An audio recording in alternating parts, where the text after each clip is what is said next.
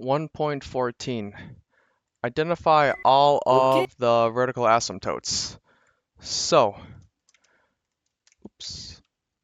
First thing you want to do is factor this out. X plus 4 on the top times x minus 2 over x plus 4 times x minus 3. So you see the x plus 4's cancel on the top and bottom. A whole is when x is equal to -4, but we're caring about the vertical asymptotes, not the whole. So we can't simplify this anymore. So the vertical asymptote is when x is equal to 3. So here is a vertical asymptote, right?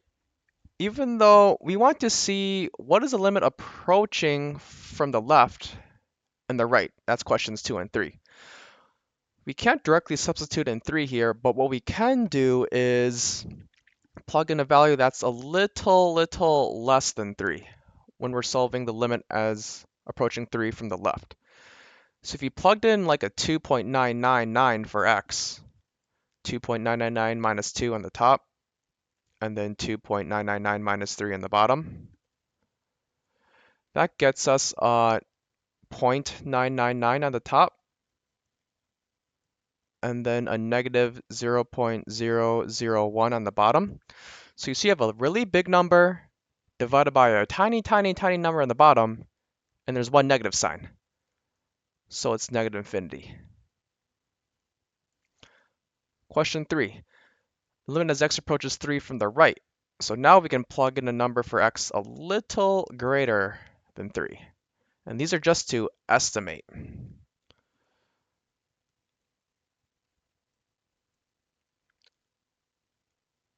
And that gets us 1 point equals 1.001 on the top over 0.001 on the bottom. So it's like a bigger number divided by a tiny number, and they're both positive.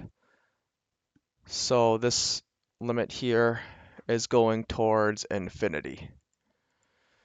Question 4. Find these limits. Again, these are all factored out. You can't simplify anything else. So we can plug in a value that's a little greater than 3.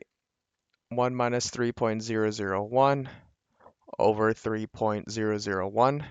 That gets us a negative 2.001 over, sorry, I forgot the minus 3 here, over a 0.001.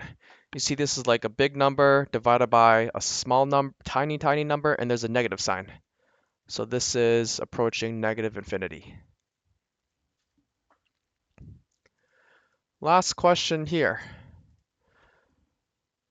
First thing we can do is try and you could rewrite this as x minus 3 over, if you factor the bottom, it's x minus 1 squared. We want to know the limit here. You see the vertical asymptote. So we want to test the left hand limit and the right hand limit to see if they approach the same thing or different. So limit as x approaches 1. Let's call this f of x. Let's start with the right hand limit. Limit as x approaches 1 from the right. Plug in a value a little greater than 1. 1.001 minus 3 over 1.001 minus 1 squared on the bottom. That gets us a negative 1.999 over 0.001 squared. So it's a big number divided by a tiny number, and there's a negative sign. So this is the right-hand limit's approaching negative infinity.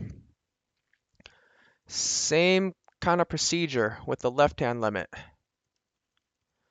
Plug in a value a little less than 1. So like a 0.999 minus 3 over 0.999 minus 1 squared on the bottom. That gets us a negative 2.001 on the top and a negative 0.001 squared on the bottom. So we have a big number on the top and there's one negative sign here. On the bottom, this is all going to be positive, a positive tiny number because a negative number squared is positive. So big number over a tiny number, one negative sign. This is approaching negative infinity. So here we can see that the limit as x approaches 1 of f of x is equal to infinity, and this is because the right-hand limit, sorry, negative infinity, because the left-hand limit and the right-hand limit both approach negative infinity.